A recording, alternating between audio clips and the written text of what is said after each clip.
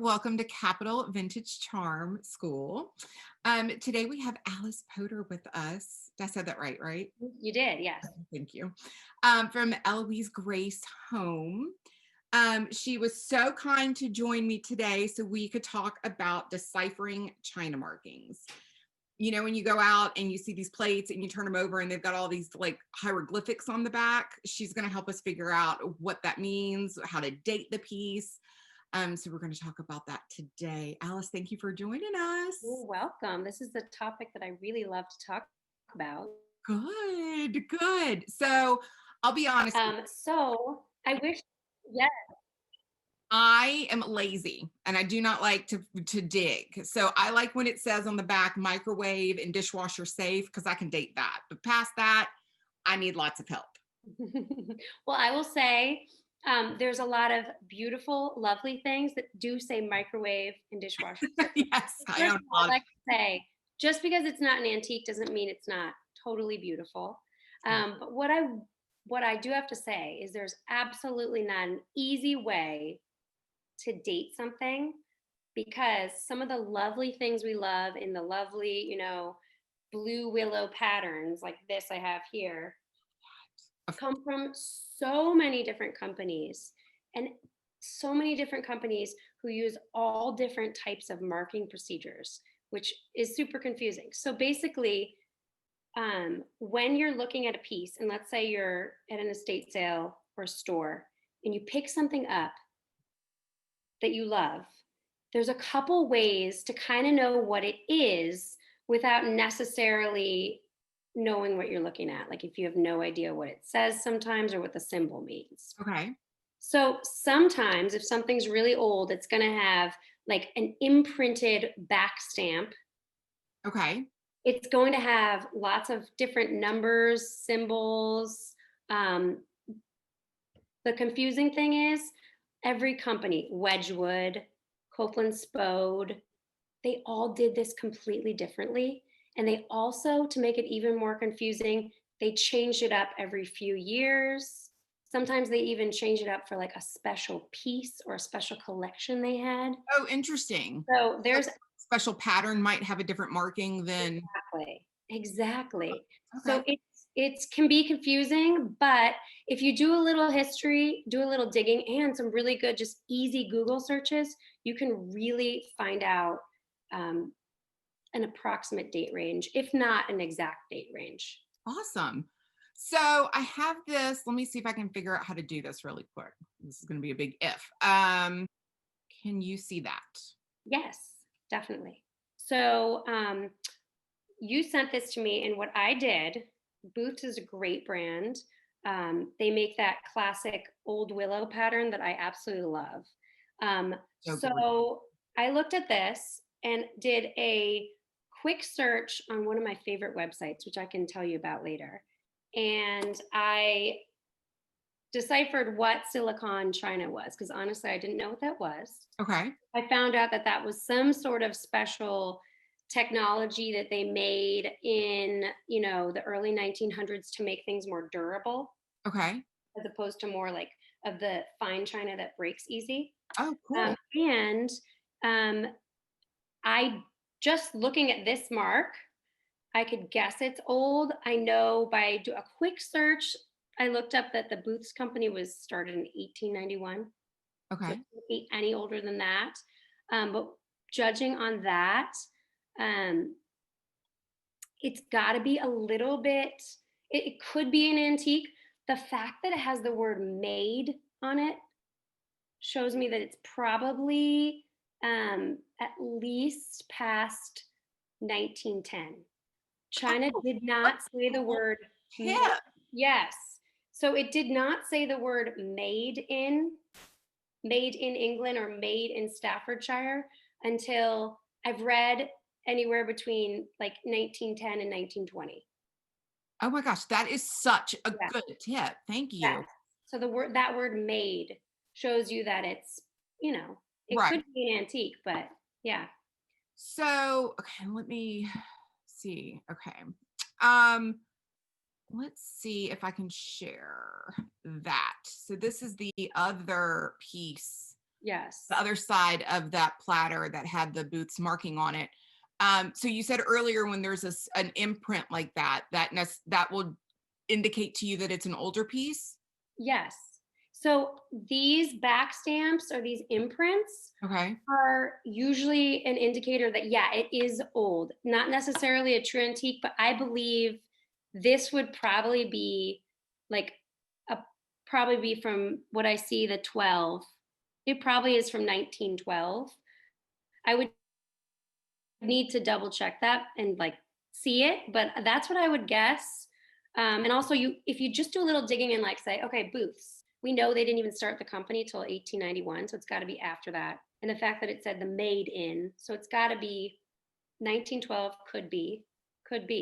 So cool. Yeah, yeah, So I'll be honest, there's times where I will, if it doesn't say Booths and it would just have like an image. I I will enter into Google lying, holding, sword in mouth. I mean, is there an easier way for me to figure out if it's just the image without the company name? You know what? That's exactly what I would do if you didn't know what it was. Um, you can totally do that. There are some companies who only used an image. So you can search on, just a Google search, or you could search on Etsy or eBay or sometimes like cherish.com, and search what you see on the back, and something probably will pop up. So It cool. is not rocket science. Yeah. Yeah. I mean, I would imagine once you start doing this a couple of times, you start learning like, oh, I'm making this up, all lion images are, usually used by this company versus. Right. Okay. Right. Like there's a company, Victoria Wear, which Mhm. is super popular, or maybe super popular in our world, but you know what it is. But and I believe a lot of it only has an image. Okay. And then, of course, we don't even need to talk about it, but there's a lot of, copying that's done and reproductions that's done that might take that image too. Doesn't mean it's bad or not a beautiful thing, but yeah, there's a lot of just images that a Google search would totally help you figure out. So when you said earlier that sometimes they would change the marking on the back over the period, would they change the color too? Yes. So companies like Copeland Spode or Wedgwood. So I believe it was like, I think Wedgwood is who started this whole idea of like, let's make these back stamps. I have no idea why, and let's make it like a coding system. And Wedgwood and Spode were actually kind of like, they were serious competitors. They were actually friends too, and they both had these crazy marking systems. So sometimes they had, a back stamp, a symbol where a letter meant a month or something, or and like the year was written in a different way to make it super confusing, but it's also really cool.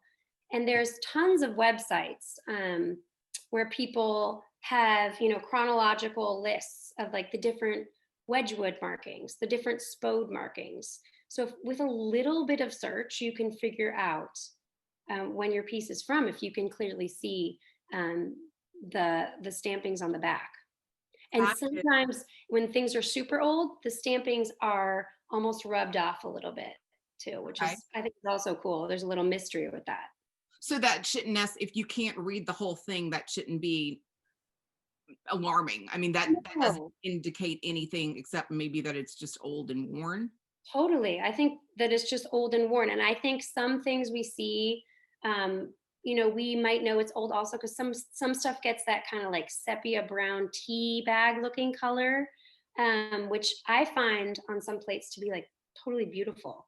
I know some people don't like that, but like, for example, I took this piece right here off my wall. This is probably my favorite one. You can't see it right now. You can barely see the back stamp on this thing. Really? You can't, yeah, because I don't know why, just you can't.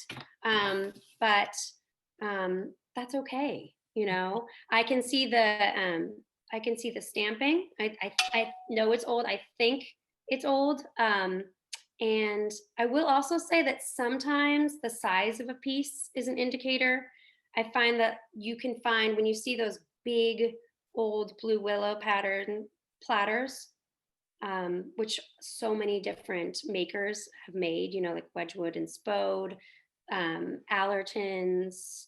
Um, the large size ones are often old. I feel like pieces kind of started shrinking as Wedgwood and Spode became more mass produced. Of course, Interesting. you can walk into, Williams Sonoma and buy a giant turkey platter right now. So, what are some of your favorite places to look for this in terms of markings? Do you have favorite websites, or do you use Pinterest, or? So, I don't really use Pinterest. I maybe should. I for some reason never use it. But so what I do if I like, let's say if I'm trying to decipher a mark, or if I'm trying to find out a mark I don't know, which is that what you're asking? Yes. Okay. Like, if you're trying to figure out like just the image or something, is there a website that you like more than others? Is there something that's Yeah. reputable that like you're instantly like, oh, we should check that out first? So there's what I do if I truly don't know what the marking is, I'll do a Google search and literally describe the marking. Okay. Describe there's a lion and a unicorn, and it says, some word on it, and something might pop up. I also will describe what it looks like and maybe do like an Etsy search, or like I said, cherish. If it's a plate, um, and I'm trying to find like the pattern name, I'll look at replacements.com Oh, a that's good. lot. And then I have several websites bookmarked that I'd be happy to share with you for specific makers. Like I have Wedgwood websites, Spode websites. I have like some amazing blogs that people write, that are people just obsessed with the history of these companies and the different date marks and things like that. So I know, um, I'm not alone in loving this kind of stuff. Okay, that was so helpful. I am like, I'm encouraged. I can do this now. I feel like I can find a plate and I could Good. try to date it. Yes, I feel like with just a little bit of search, anyone can do this.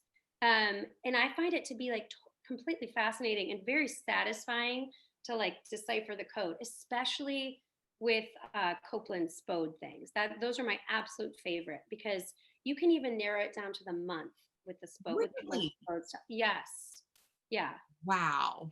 yeah, That is awesome. yeah. It's pretty cool. All right. Well, if you have a minute, I want to do a couple of quick fire questions so we can get to know you a little bit Sure, better. sure. As I said earlier, and I probably should have elaborated, Eloise Grace Home is a vintage retail account, and Alice sells the most beautiful items. Oh, thank you. Everybody needs to go. You really do. Thank you so Um, much. we would never be able to go shopping together because I wouldn't let you sell anything. I would take I it would to my love house. to go shopping with you. I really That would be fun. So I want to know, what is your China pattern, so or I what's your actually favorite? oh, my favorite.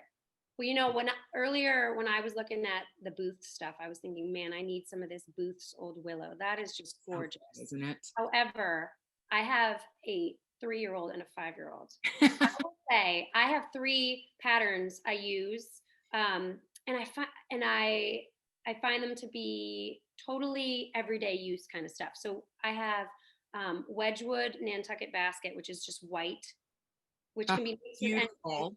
And then I use Blue Danube. It's just everyday dishes.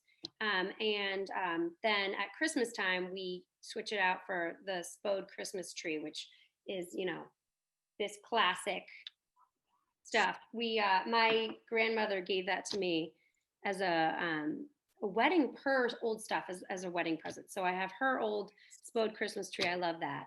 So do you only use it at Christmas, like Yeah. dinner? Are you a Oh December no. kind of person? The day after Thanksgiving, it comes out. And it's used for the month? And it's used until New Year's Day, and then it's put back away. Yes. I feel you on that.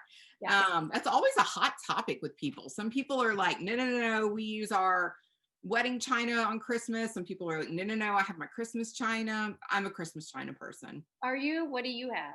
I have the same. Do you? How nice. I love it.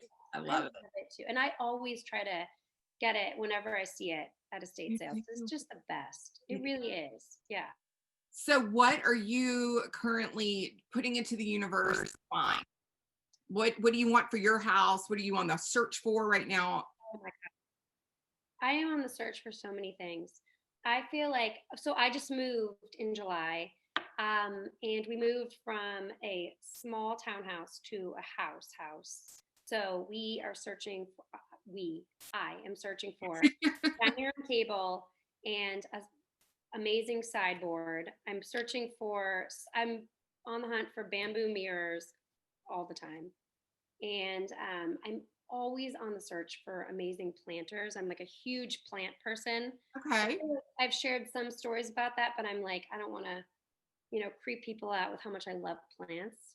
Um, Good. so I love planters. Then I'm going to call you because I need tons of help. I will kill anything that, is green that comes into this house. Okay, I will. The one thing I learned this summer, because I think I'm an overwaterer, if Right. you take your finger and just stick it in the dirt, if your finger comes out with any dirt on it stuck to it, like from moisture in the plant, don't water it. But if it comes out dry, give it water. Okay. That's that's That's that's really like good in to my saving grace. Yeah, yeah. know. What is your all-time favorite thing that you've ever vintage find? Ooh.